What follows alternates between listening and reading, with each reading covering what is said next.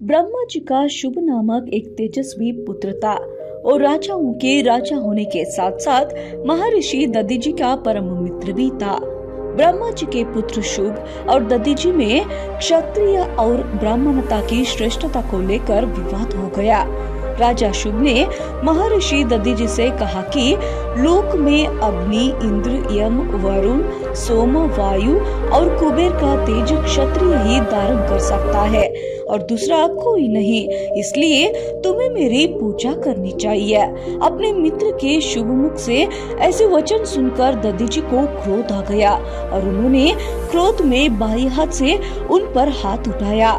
शुभ ने भी गुस्से से जवाब देने में पलटकर वज्र से दधीचि के शरीर पर प्रहार किया। वज्र के प्रहार से दधीचि जमीन पर गिर पड़े। उन्होंने दैत्यों के गुरु शुक्लाचार्य को याद किया। अंत शुक्लाचार्य ने अपने योग बल से दधीचि के शरीर में प्रवेश करते कहा कि दधीचि, तुम देवताओं के देव महादेव को याद करे, क्योंकि मृत्यु संजीवनी विद्या भगवान शिव जी के पास ही है। दधीचि ने शिव के घोर आराधना की, जिसे प्रसन्न होकर महादेव ने दधीचि को लगे वज्र को निकाल दी और महर्षि दधीचि राजा शुभ के पास दोबारा गए। इस बार उन्होंने शुभ पर अपने पैरों से प्रहार किया तथा शुभ ने भी दधीचि को छाती पर प्रहार की, लेकिन दधीचि को कुछ भी नहीं हुआ। इसके पश्चात शुभ ने महर्षि दधीचि पर कई अस्त्र शस्त्र का प्रयोग किया, लेकिन दधीचि पर उनका कोई प्रभाव नहीं हुआ, क्योंकि शिव के कृपा से दधीचि वज्र के शरीर वाले हुए थे। यह देखकर राजा शुभ बड़े आश्चर्य हुए और भगवान विष्णु को याद किया। तब विष्णु भगवान प्रकट हो गए। तब राजा शुभ ने भगवान विष्णु जी को प्रणाम किया और बोला कि हे भगवान, दधीचि नामक ब्राह्मण मेरा मित्र था, जो कि उन्हें भगवान शिव जी के भक्त है। उसने अपनी बाएं पैर से मुझे मारा है और बड़े घमंड से कहता है कि मैं किसी से नहीं डरता। भगवान विष्णु ने कहा, महर्षि दधीचि शिव जी के भक्त है और उन्हें अभय प्राप्त हुआ है, इसलिए हे राजन, मेरी विजय नहीं हो सकती, परंतु राजन मैं दधीचि से युद्ध करने का और विजय पाने का प्रयत्न करूंगा। कुछ देर के बाद भगवान विष्णु महर्षि दधीचि के आश्रम के पास वेश बदलकर पहुँचे। हे महर्षि, आप तो महादेव के भक्त हो, परंतु मैं आपसे वरदान मांगना चाहता हूँ। क्या आप मुझे वर दे सकते हो? इस सुनकर दधीचि मुस्कुराते बोला कि मैं आपको और आपकी इच्छाओं को बलवंत जानता हूँ, फिर भी मैं आपसे तनिक भी भयभीत नहीं हूँ। आप ब्राह्मण के वेश में त्रिलोक का पालन करता श्री हरि विष्णु ही है।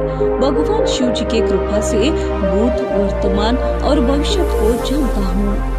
महर्षि के ऐसे वचन सुनकर श्री हरि विष्णु को क्रोध आ गया तथा उन्होंने दधीचि से चक्र से प्रहार कर दिया, लेकिन चक्र भी कुंठित हो गया। तब महर्षि ने हंसकर बोले कि हे भगवान, आपने सुदर्शन चक्र से मुझ पर प्रहार किया है, वह भी आपको महादेव ने ही दिया है। अंत ये मुझे नहीं मार सकता, इसलिए आप मुझे मारने के लिए ब्रह्मास्त्र आदि का प्रयोग कीजिए। उनकी बात सुनकर विष्णु जी ने उन पर हर प्रकार की अस्त्र शस्त्र चलाए तथा सभी देवता भगवान विष्णु के सहायता करने लगे, परंतु विष्णु जी के प्रहारों का ऋषि पर कोई भी असर नहीं हुआ। नारायण को इस प्रकार निष्फल होता देखकर परमपिता ब्रह्मा जी ने प्रकट हो गए और श्री हरि विष्णु दधीचि को युद्ध रोकने कहा, जिसके बाद युद्ध पर विराम लग गया। राजा शुभ को बहुत दुख हुआ। वो दधीचि के पास आए और बोले कि हे महर्षि, मैं आपका तिरस्कार और अपमान किया हूँ, मैं उसके लिए क्षमा मांगता हूँ। आप तो महाज्ञानी हो तथा मुझे क्षमा कर दे। लेकिन दधीचि ने भगवान विष्णु तथा समस्त देवताओं को श्राप दे दिया कि आप सभी राजा दक्ष के यज्ञ में रुद्र के रूप में भस्म हो जाओगे, और साथ ही भगवान विष्णु को भी श्राप दे दिया कि उन्हें अपनी भक्त की वजह से और उसके लिए हार सामना करना पड़ेगा। और उसके रक्षा भी नहीं कर पाएंगे। जिसके उपरांत एक बार प्रजापति दक्ष ने एक यज्ञ का आयोजन किया, जिसे सभी देवताओं को आमंत्रण किया था, मगर महादेव को आमंत्रण नहीं किया था। जब माता सती को ये बात पता चली तो उन्होंने अपने पिता के घर चलने पर मन लगा दी। महादेव के समझाने पर भी वो बिना निमंत्रण के पिता के घर चली गई। माता सती घर पहुँचे तो वहाँ किसी ने उनका सम्मान नहीं किया, किसी ने भी भगवान शिव के बारे में नहीं पूछा।